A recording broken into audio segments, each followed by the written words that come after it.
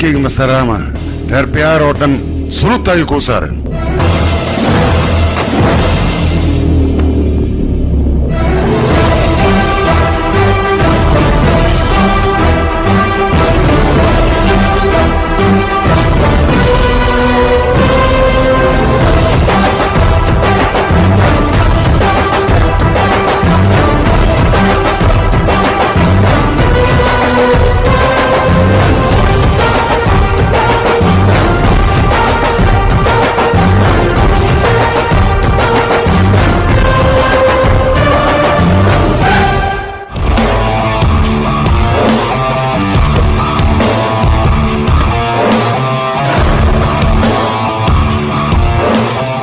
وإذن سلام عسكري waxaan doonayaa maanta inaan idin cadeeyo qof walba oo wadankan ku nool kama weyna calankeena kamana weyna dhulkeena waa inaan hogaansanaanaa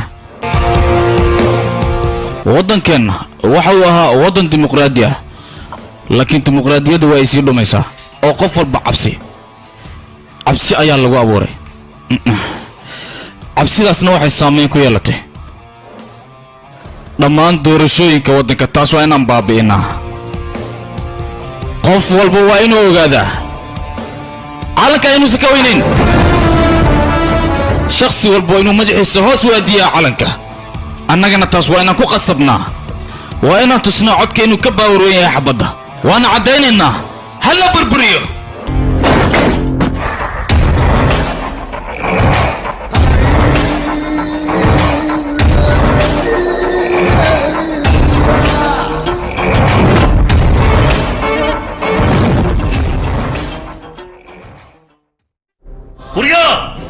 sida aan arkayo lugahaga ay ku soo raasatay dhimashadaada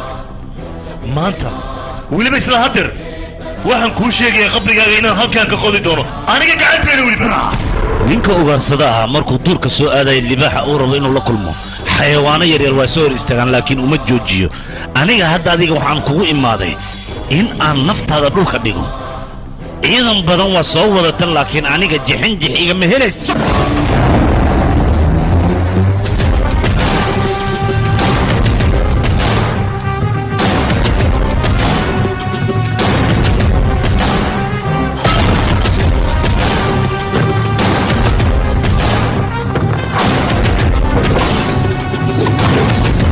ninkan aad buulinaysid bini'aadanka muxuu dheeryahay ii sheeg bal soo bini'aadan yayo ma aha asyow aniga aqoon iyo maliyid ya maxaa tiri ku socoliya yaa ku yaqaan ma taqaanin kebekas aanaas kaa baraya magacaygu waa guri dheere haddii guri dheer lagu dhaho yaa ku yaqaan aniga magacayga raam ayaa la yidhahdaa raam gonte